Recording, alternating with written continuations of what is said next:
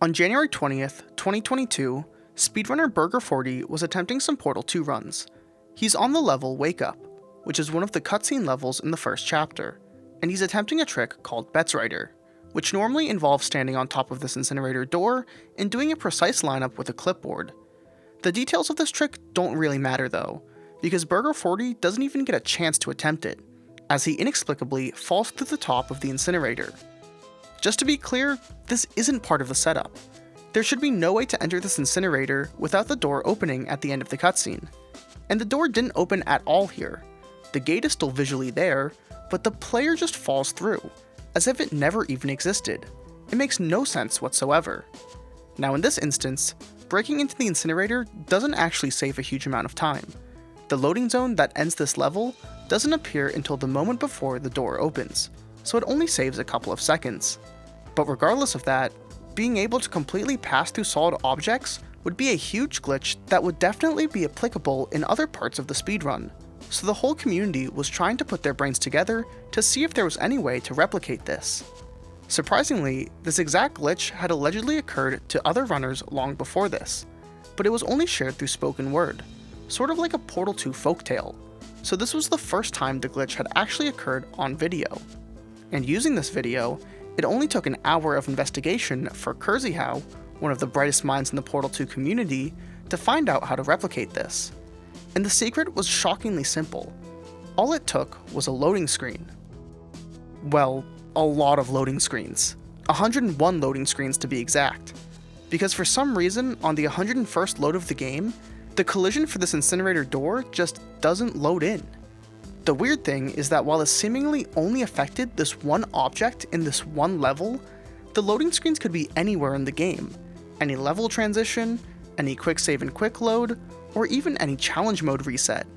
You could be playing the game completely normally for your first 100 loads, and as long as that 101st load puts you in Wake Up, that incinerator door will break. But only on that precise load. Once you go to your 102nd load, the incinerator door solidifies and works as normal again.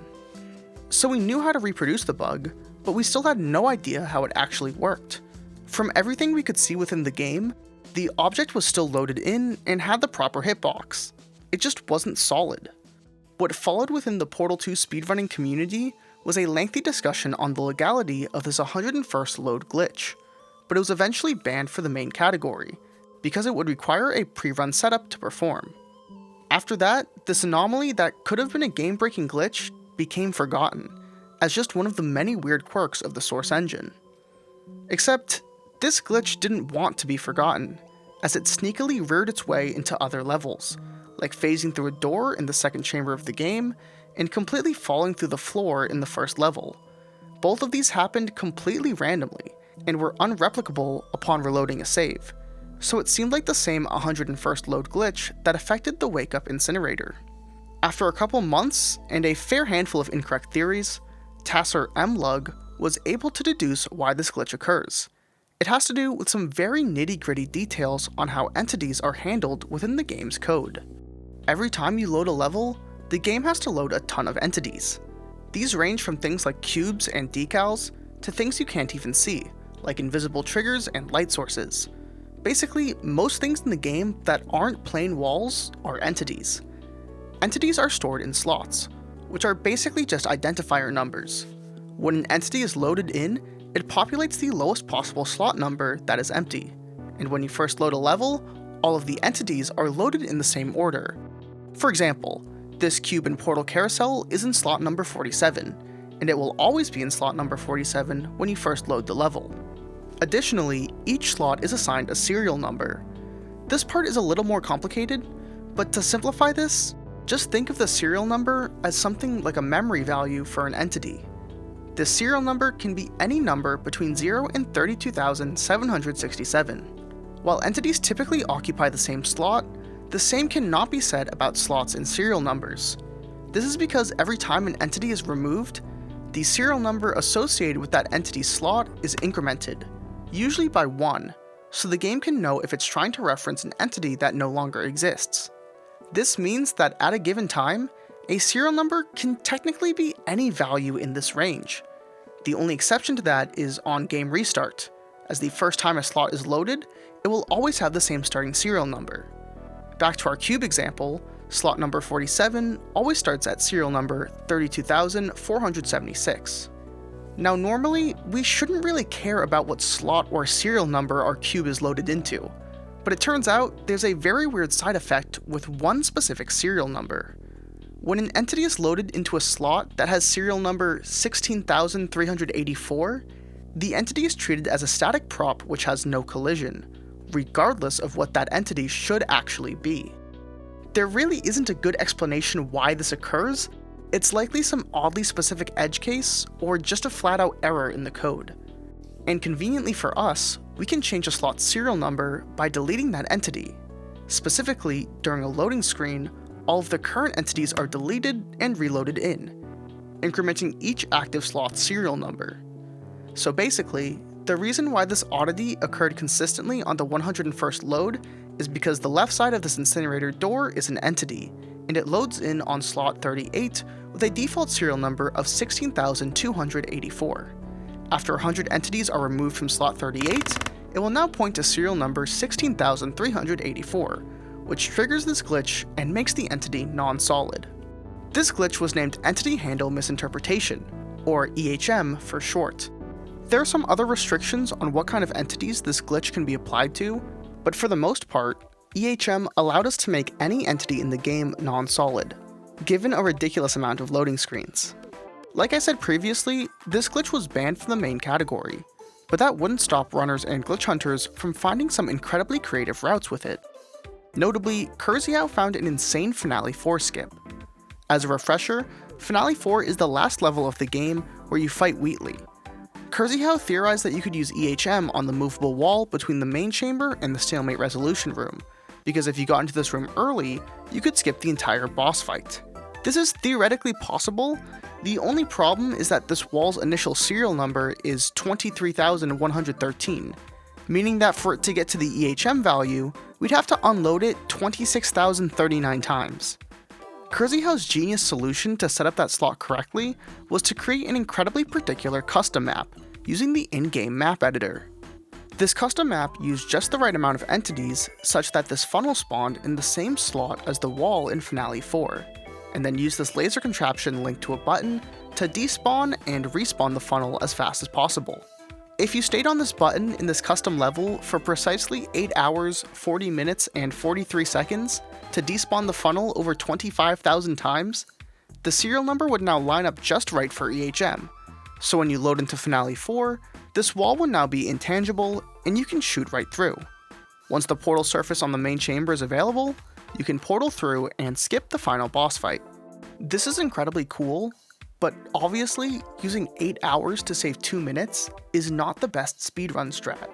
It did tie the least portals record of 4 portals, which was previously TAS only, but because of the ridiculous pre-run setup, it still wasn't allowed for official runs. However, it was actually the co-op run where a speedrun strat was found using EHM. Glitch hunters Nidboy and Oryn found a massive sequence break using the glitch. There are 5 courses in the normal co-op storyline, and you have to complete them sequentially in order to unlock the next, as after beating a course, you unlock access to the next one in the hub level. However, if you can break into one of the course selection rooms early, the game still lets you enter that section regardless of your actual progress. In fact, there was already a pretty crazy strat to skip the first 2 courses of the game and head right into course 3, but using EHM, Nidboy was able to take this a step further, as the final course, Course 5, is very close to being accessible. To get to it normally, you'd have to use a faith plate to get to this corridor, although if you haven't beaten Course 4, this corridor does not load in.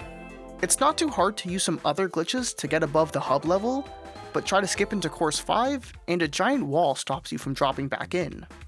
Thankfully for us, this wall is an entity, so we can use EHM on it. It's in slot 222, which has a starting serial number of 12,800, so you just need to unload something from that slot over 3,000 times, and then you can make a massive jump onto the Course 5 door, and then drop right in, skipping the first 4 courses of the game. This was an unbelievable game-breaking skip. as now, all you had to do to beat Portal 2 co-op was complete the intro level, reload the hub level 3,583 times exactly, then, once you load in for real, use this portal momentum mechanic that they teach you in the tutorial to get on top of the level, and then take a leap of faith through the now intangible wall that blocks off Course 5, enter in, and then beat the course, finishing the co-op campaign. You could do this in just under 10 minutes. Well, 10 minutes of in-game time, which excludes loading screens and is what we use for leaderboard timing. It would actually take over 2 hours of staring at a loading screen as you repeatedly load into the hub level.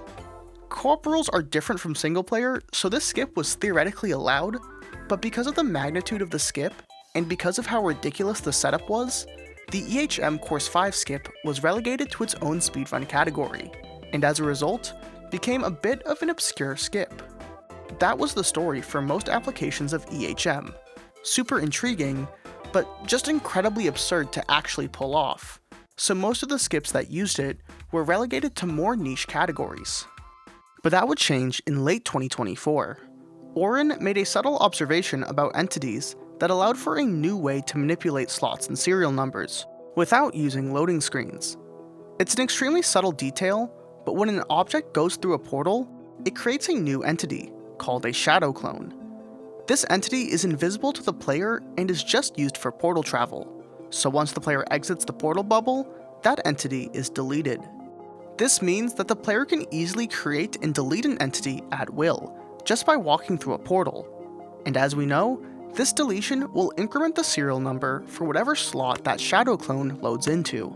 So by simply walking through a portal over and over again, you could theoretically activate EHM, completely without loading screens.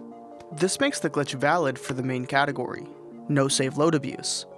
Of course, without any of the pre-run setup, this strategy would likely take too long for speedruns, but it would be very useful in no SLA least portals, a challenge run where you have to beat the game using the least amount of portals and without using glitches that require quick saving and quick loading. Theoretically, EHM could have a ton of usage in this run, but there are still a lot of challenges with using this method. With saving and loading, you increment every single slot that currently has an entity in it. But for this approach, you can only affect the slots that the shadow clones spawn into, which vary level by level.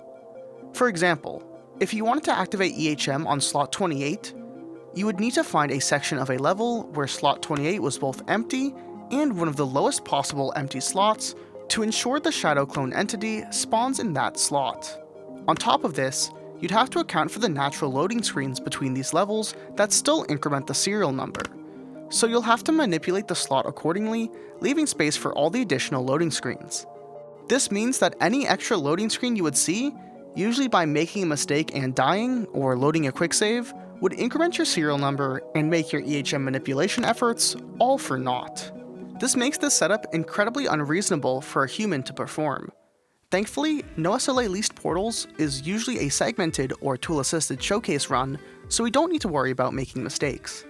But because the criteria for enabling EHM this way is so strict, there are only 2 usages of EHM in this run.